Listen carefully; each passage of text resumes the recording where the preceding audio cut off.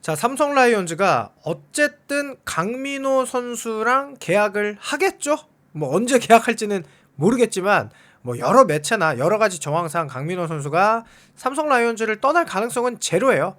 그러면 이 삼성 라이온즈가 원래 처음에는 홍건희, 김범수에게 관심이 있다, 이렇게 스토브리그를 시작했어요. 그리고 지금은 사실 잠잠하죠. 그런데 삼성 라이온즈의 셀캡 다 최근에 들으셔서 아실 거예요.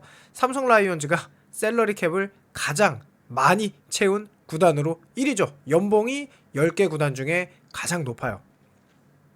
그러면 삼성 라이온즈가 어쨌든 방출을 통해서 셀러리 캡의 여유를 어느 정도 확보하기도 했고, 그리고 이종렬 단장이 그래서 선수들과 아주 어떻게 보면 FA 계약을 알짜에 어떻게 보면은 조금 아주 적절한 금액에 했던 이유도 이 영입과 관련이 있을 거예요. 그러니까 강민호의 영입이 끝나지 않으면 사실 홍건이나 김범수를 영입할 이유가 어디에도 없죠.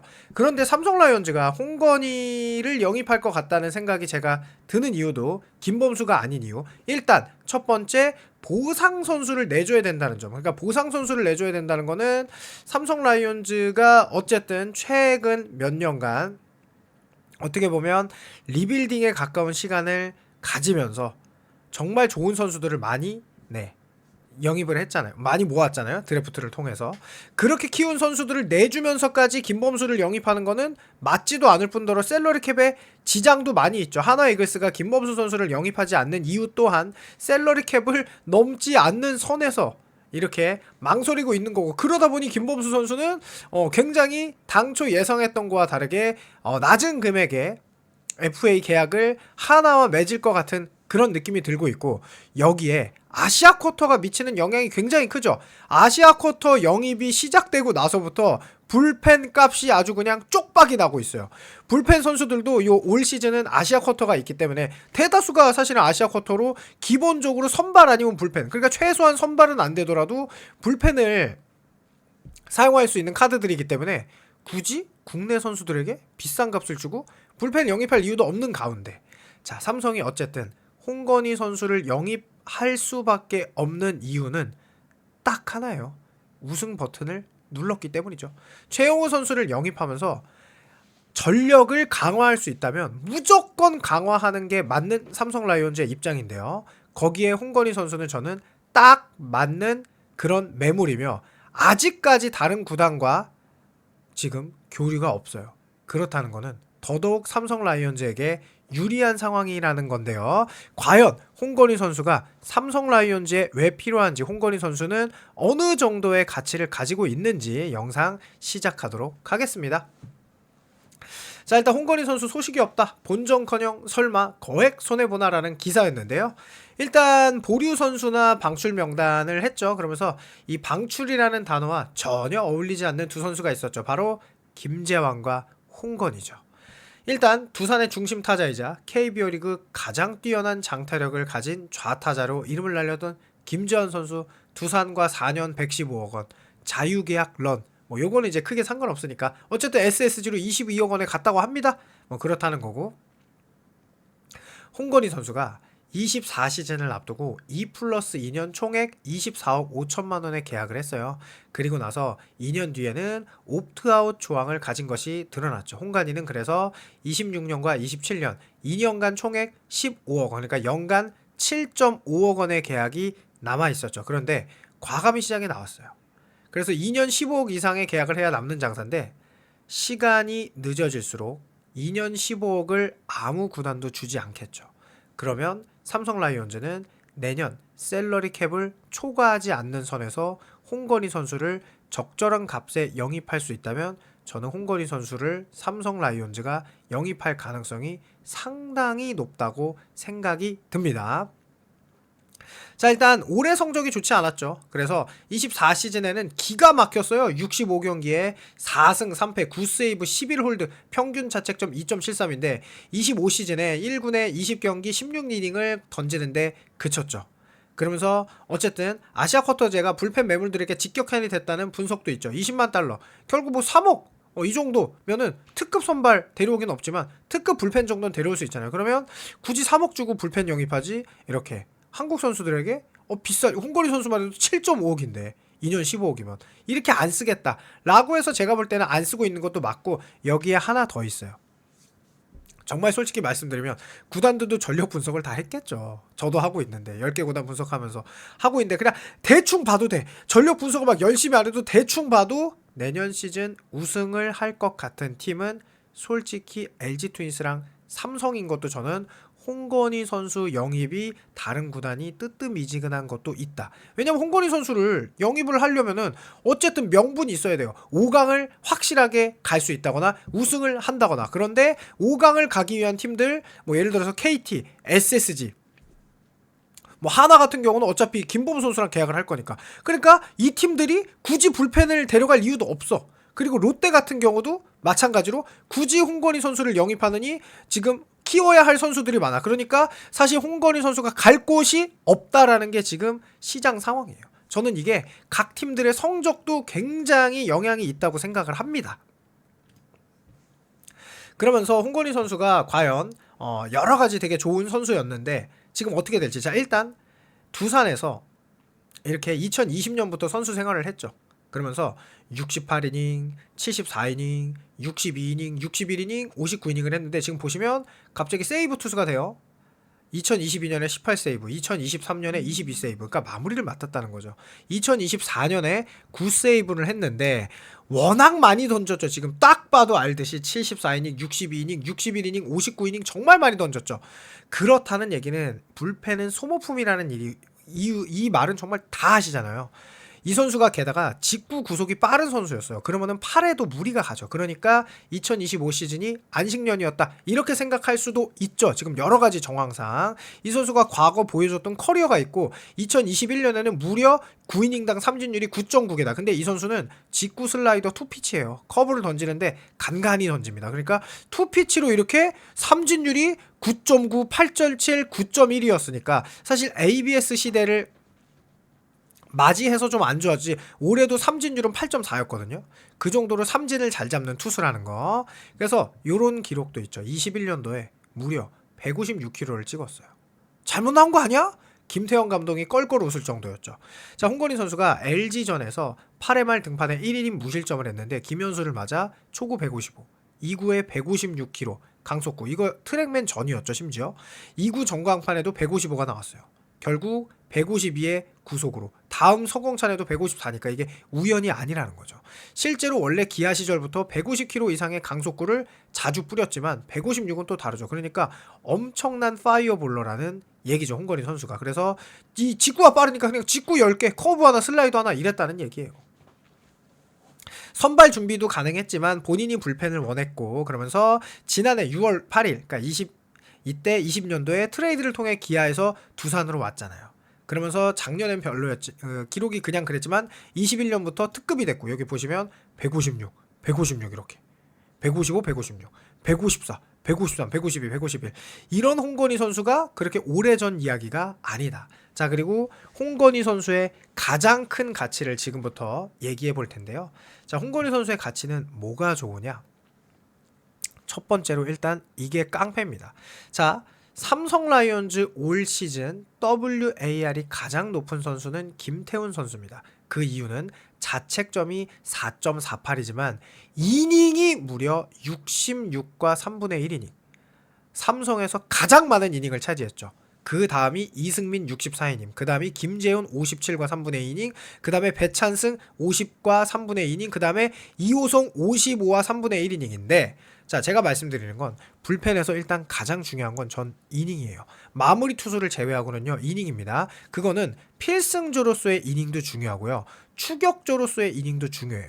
어쨌든 선발이 내려간 다음의 경기를 책임지고 믿고 맡겨줘야 되는데 많은 이닝을 던졌다는 건 뭡니까? 그 선수 믿고 맡길 수 있다는 거죠. 자책점은 그 뒤에요. 불펜이라는 거는 어쨌든 두 경기에 나와서 1실점을 하면 자책점이 4.5예요. 한 경기는 무실점으로 막는다는 거거든요. 3점대면 3경기에 1실점을 주는 거죠. 그만큼 특급 불펜이 아닌 이상 지금 자책점을 봐도 3.91, 3.43, 4.99, 4.48.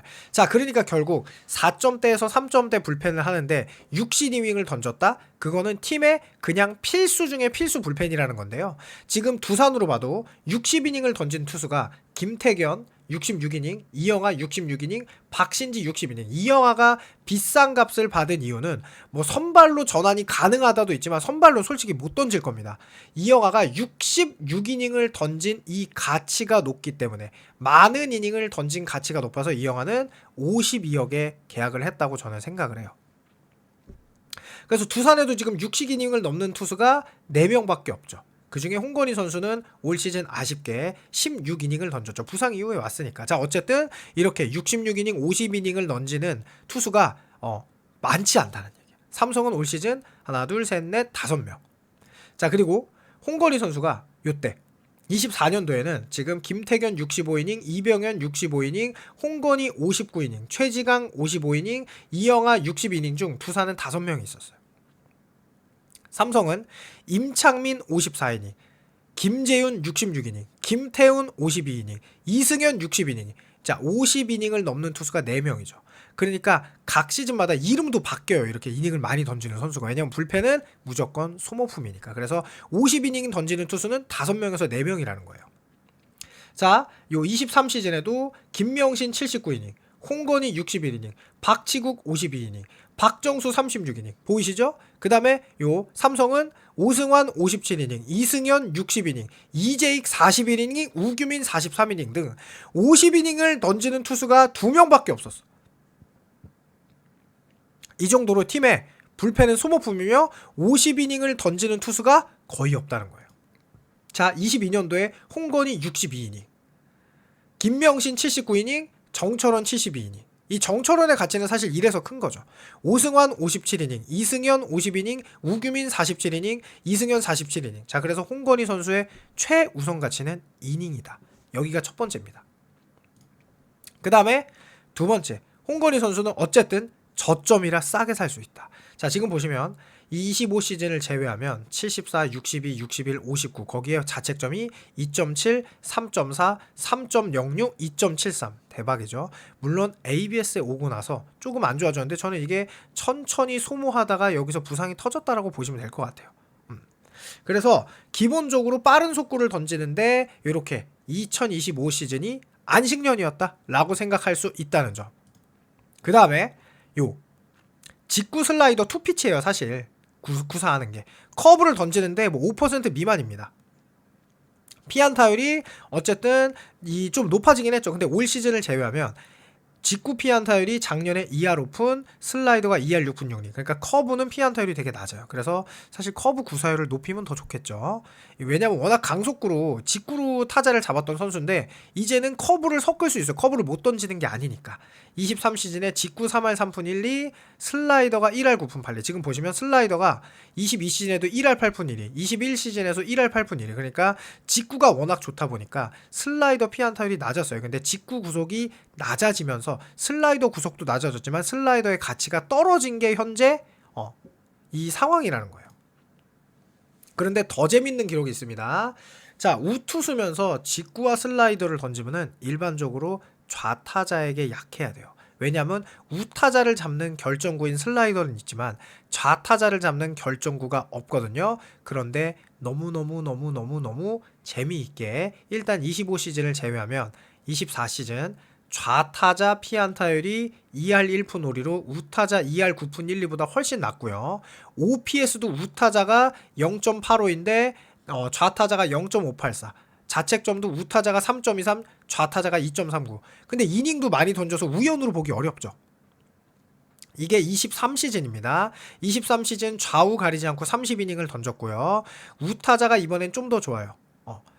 피안타율이 2할 3푼 3리, 좌타자가 3할 1푼. 그런데 자책점은 2.93과 3.00으로 비슷하고요. 2022 시즌 좌타자가 28이닝, 우타자가 33.2이닝인데 피안타율이 2할 4푼 8리, 2할 4푼 8리로 똑같고 OPS도 0.617로 우타자의 0.706보다 더 낮다. 자책점수 낮다. 그 이야기는 뭐냐? 좌완 불펜이 필요한 삼성에게 굉장히 맞는 매물이라는 거죠. 좌타자 피안타율이 생각보다 낮아요. 그런데 이걸 우연으로 보기에는 4년간의 기록이 좌우를 그렇게 가리지 않고 심지어 좌타가 더 좋아. 1년 빼고. 정말 신기하죠? 그러면서 또 하나 더 구속이 회복세에 있다. 요게 올 시즌 마지막 등판 경기인데요. 직구 구속이 148까지 올라왔습니다. 여전히 직구만 주로 던져요. 그리고 커브의 구종 가치가 올라가요. 왜냐면 이 선수 커브를 많이 안 던지니까. 지금 마지막 타자 오영수에게는 슬라이더 커브 던지니까 헛스윙 되잖아요. 그 전엔 다 직구야. 여전히 직구에 자신감이 있고 이 선수는 수직 무브먼트가 그러니까 하이 패스볼이 굉장히 위력적입니다. 지금 공 직구를 다 위에다 던지는 걸 볼 수 있는데 왜 그러냐면은 이 선수가 공이 어쨌든 아래로 안 떨어지는 선수예요.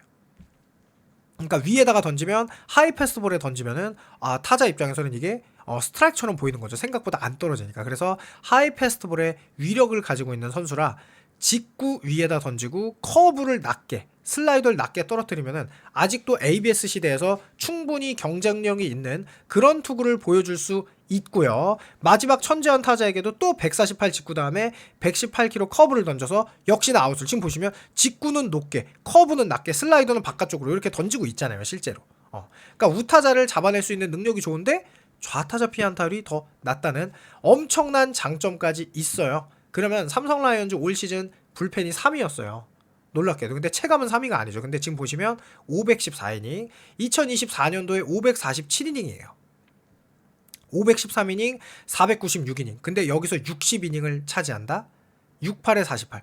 8분의 1 이상을 차지하는 거거든요. 8분의 1에서 9분의 1. 9분의 1 사이죠. 그러니까 그 정도로 필승조가 아니더라도 가치가 있는 선수라서 셀러리 캡을 넘기지 않으면 전 영입하는 게 무조건 맞다고 생각하는데 삼성 라이온즈 팬분들이나 다른 팬분들의 의견이 궁금하니까 댓글 남겨주길 바라면서 영상 마치겠습니다. 감사합니다.